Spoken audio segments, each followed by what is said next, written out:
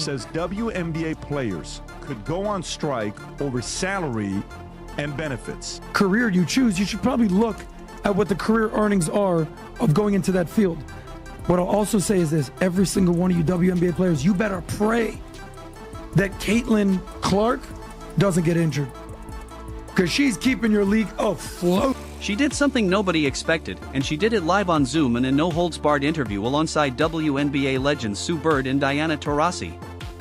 From the moment she appeared on screen, it was obvious this wasn't going to be a polished, predictable media segment.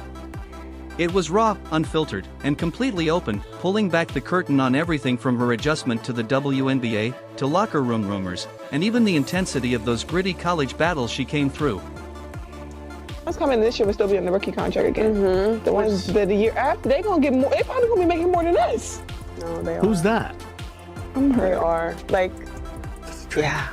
I've been in the meetings. They are. I need to get in the. I need to get in the field. You need to come to the meetings. I gotta get in the meetings because I'm hearing like, yeah, they don't give us. If y'all don't give us what we want, like, we sit out. That's a possibility. I love watching her highlights of missing shots. She's got to be the worst shooter you've met in your life. But go, Rob, just go. Great rebound. Give this feedback here. Go for it. All of it carried Caitlin Clark's signature mix of humor, confidence, and natural charm from the very first minutes. The tone was set. This wasn't a safe, rehearsed conversation. It was real basketball talk, honest reflections, unexpected moments, and unfiltered opinions that gave fans a deeper look into what actually happens behind the scenes in women's basketball, and then things really started to heat up. A possibility. Reese has been vocal about her low WNBA salary, revealing her $74,000 a year salary doesn't cover rent, stating on Instagram Live, "I just hope you know that the WNBA doesn't pay my bills at all. I don't even think they pay one of my bills." Reese's financial struggles stem from WNBA salary not matching her past earnings, as her NIL valuation at LSU was $1.8 million, bolstered by deals with Reebok, PlayStation, McDonald's, and Coach, while a 4-year rookie deal was $324,000 with $74,000 due next season. I just hope y'all know the WNBA don't pay my bills at all. I don't even think that pays one of my bills. Let me do the math real quick. I cover that. Yeah, it definitely covers that. What is my? I don't even know my salary. Non-basketball sustained her, especially since the WNBA's $200 million revenue last season only allocated 9.3% to salaries, unlike the NBA's 50% share of the $5.3 billion in 2023. Adam, thoughts? No, my rent is more than that. It's $8,000. I'm living beyond. What exactly did she reveal?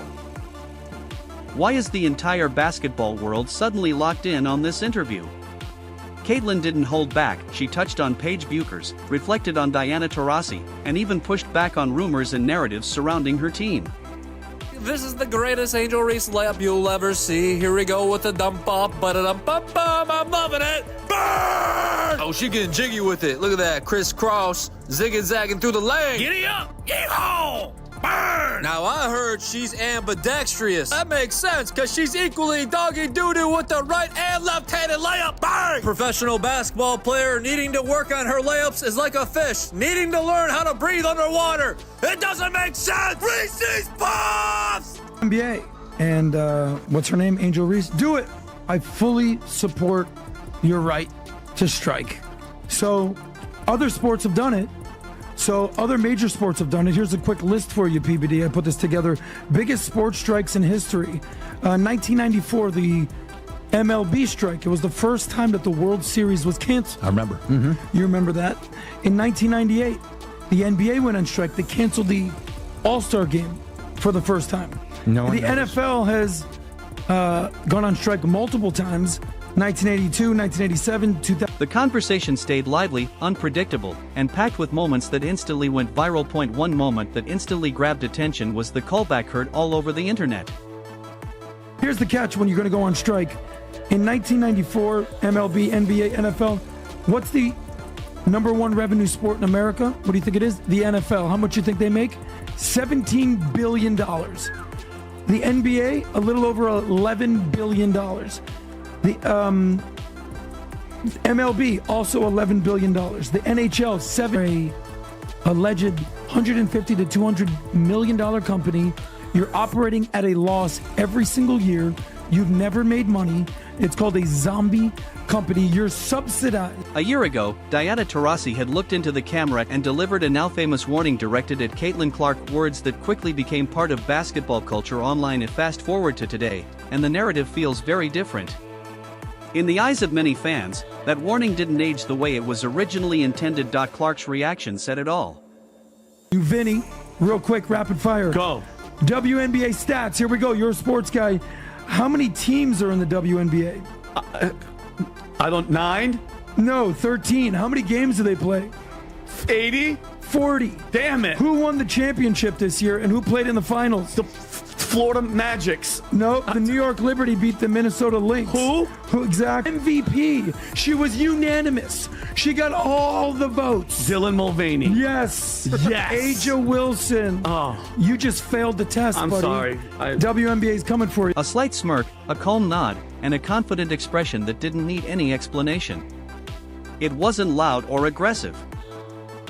It was controlled, composed, and quietly powerful. A moment that felt playful on the surface, but underneath carried clear competitive energy. Heading into the new WNBA season, Caitlin Clark isn't just riding momentum, she's stepping into a completely retooled situation. Yes, it is unrivaled. It is also unwatched. Look, let's be honest, we can sugarcoat it all you want, but if you don't have Caitlin Clark playing women's basketball, or if you're not the NCAA tournament playing women's basketball, you got nothing. Zero zip. With a revamped roster and a new head coach in Stephanie White, the Fever are essentially a new-look team. Veterans like Natasha Howard and Dawana Bonner bring experience, while shooters like Sophie Cunningham and defenders like Sydney Colson and Brianna Turner add depth on both ends of the floor.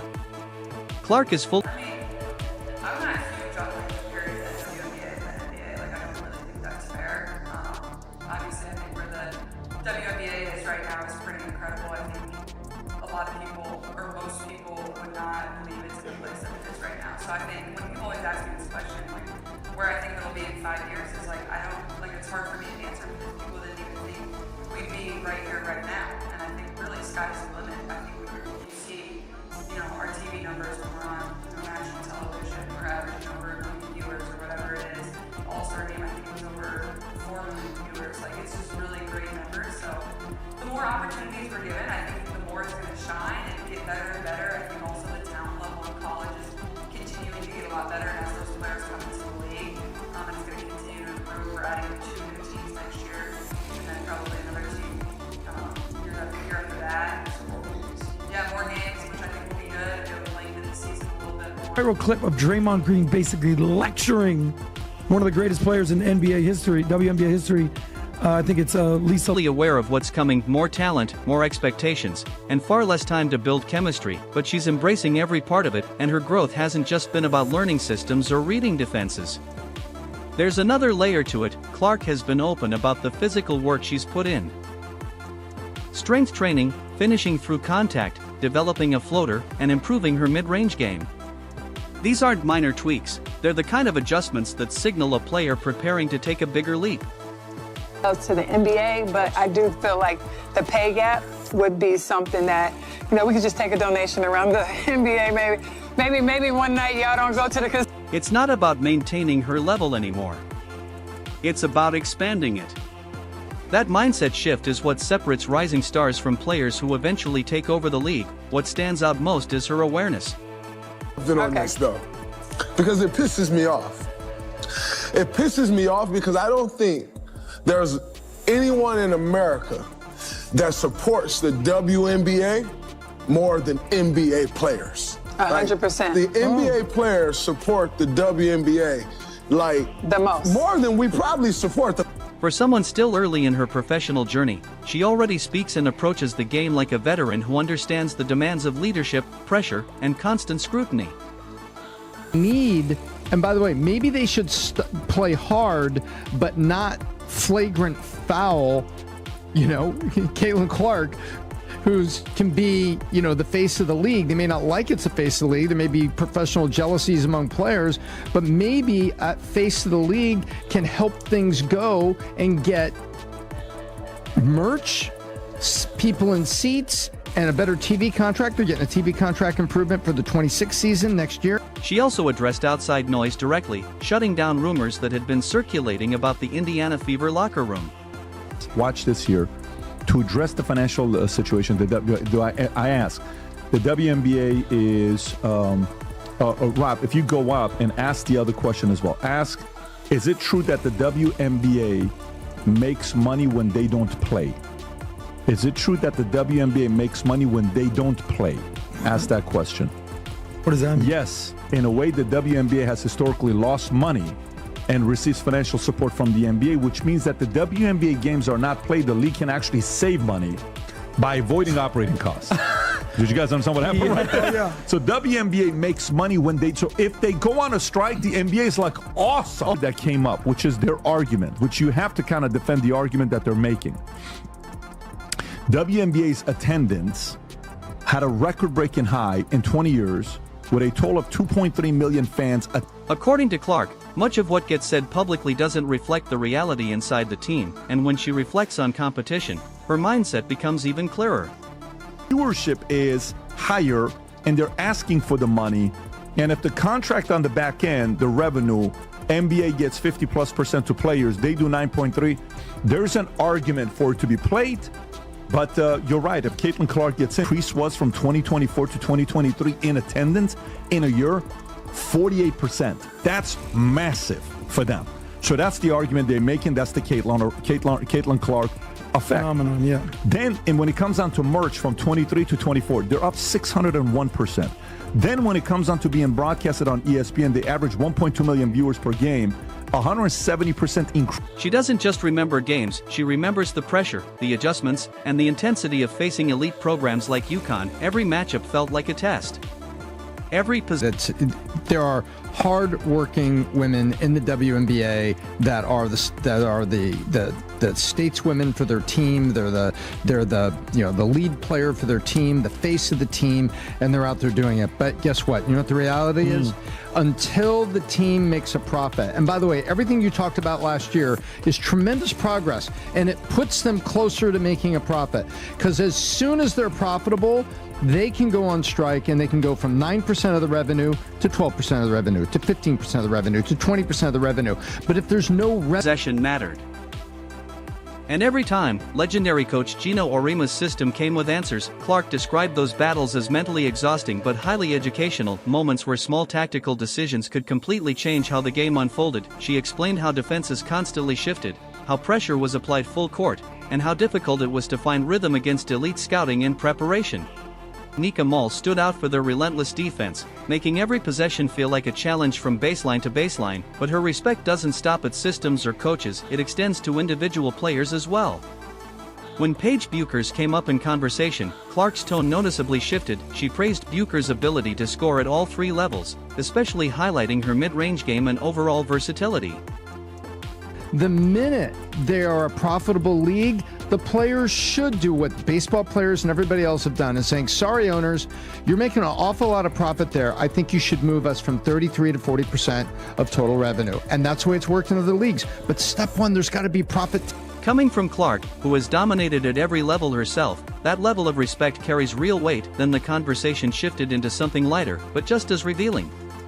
Technical fouls, on-court emotions, and those moments every player wishes fans would forget. With Sue Bird, Diana Taurasi, and Caitlin Clark all sharing stories, it turned into a surprisingly funny exchange, players admitting mistakes, frustrations, and those heated moments that come with elite competition. Even Clark acknowledged it, wrapping the moment with a promise to her coach Stephanie White, keep the edge, but stay disciplined when it matters most. In the end, Caitlin Clark didn't just participate in the conversation, she controlled it. Sitting alongside two legends of the game, she showed composure, confidence, and perspective beyond her years. From playful exchanges to serious insight, she made one thing clear: she isn't just part of the future of women's basketball. She's actively shaping it.